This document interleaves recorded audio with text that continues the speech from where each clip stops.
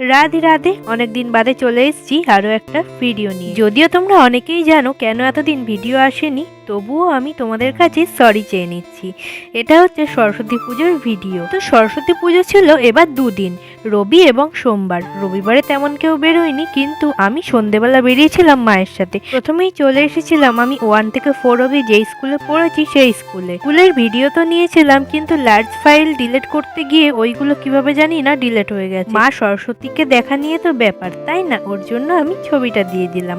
এখন চলে যাচ্ছি শান্তিপুরের সবচেয়ে বড় আকর্ষণ যেখানে, সেখানে কি আকর্ষণ সেটা তোমাদের একটু পরেই দেখাচ্ছি। তবে তোমরা কি চিনতে পারছো আমি কোন জায়গা দিয়ে যাচ্ছি?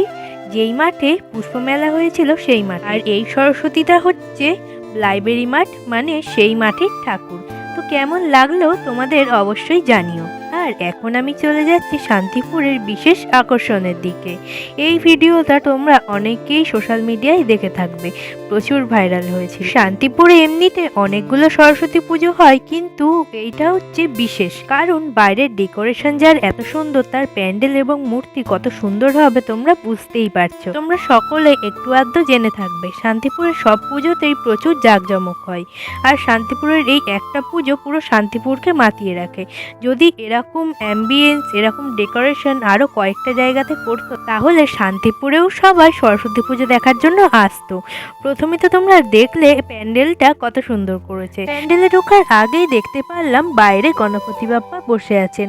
আমি ভেবেছিলাম এই দিন হয়তো অত কেউ বেরোয়নি, কিন্তু শুধু এই প্রতিমাটা দেখার জন্য এখানে যে এত ভিড় হবে আমি প্রথমে বুঝতেই পারিনি।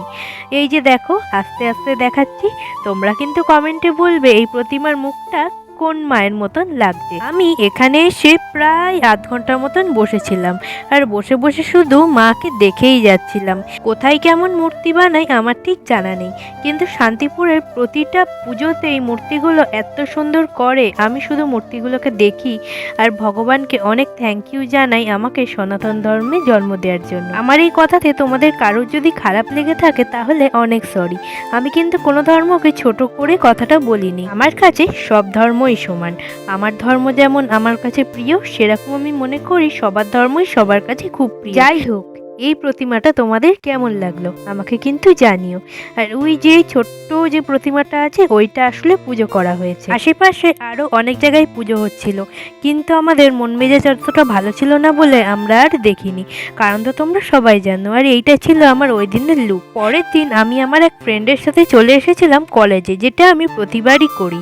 আর আমাদের কলেজটা খুব বেশি বড় না হলেও এমনিতে খুব সুন্দর। আর সেই ভিডিওটাও আমি করেছিলাম, কিন্তু ওই যে লার্জ ফাইলগুলো ডিলিট করতে গিয়ে এটাও ডিলিট হয়ে গেছিলো। আর যারা আমাকে ইনস্টাগ্রামে ফলো করো তারা আমার এই লুকসটা তো দেখেই নিয়েছো।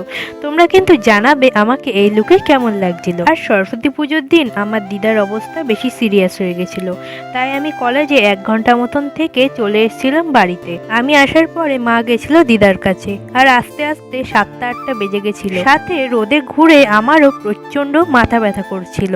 ওর জন্য আমরা আর অন্য কোথাও যাইনি। আর এইটা হচ্ছে আমি যেখানে কম্পিউটার শিখি সেই সেন্টারের পুজো। তোমাদের বললে বিশ্বাস করবে না, পুজোর অনেকদিন আগে থেকেই অনেক কিছু দায়িত্ব আমাকে স্যার দিয়ে রেখেছিলেন, কিন্তু অবস্থা এমন হয়ে গেছিল যে আমি একটা দায়িত্ব তো দূর, সেন্টারে যেতে অবধি পারিনি। আমি যেতে পারিনি তো কি হয়েছে, আমার দায়িত্ব তোমাদের সকল প্রতিমা দর্শন করানো। তাই শান্তিপুরের 80% প্রতিমা আমি দর্শন করিয়ে দেব। আর অন্যান্য পুজোর বিসর্জনের মতন শান্তিপুরের সরস্বতী পুজোর বিসর্জন হয় দেখার মতো। সেইটা যদি আমি একটু একটু করেও দেখাতে যাই না, তাহলে 5-6 ঘন্টাও পুরো ভিডিওর জন্য কম পড়বে। এর জন্য আমি বাকি কিছু দেখালাম না, শুধু প্রতিমাগুলো তোমাদের দেখিয়ে দিচ্ছি। না, আর আমি বকবক করে তোমাদের মাথা খারাপ করবো না, এবার তোমরা দেখতে থাকো। অবশ্যই লাস্টে জানিয়ে যাবে সবকিছু তোমাদের কেমন লাগলো।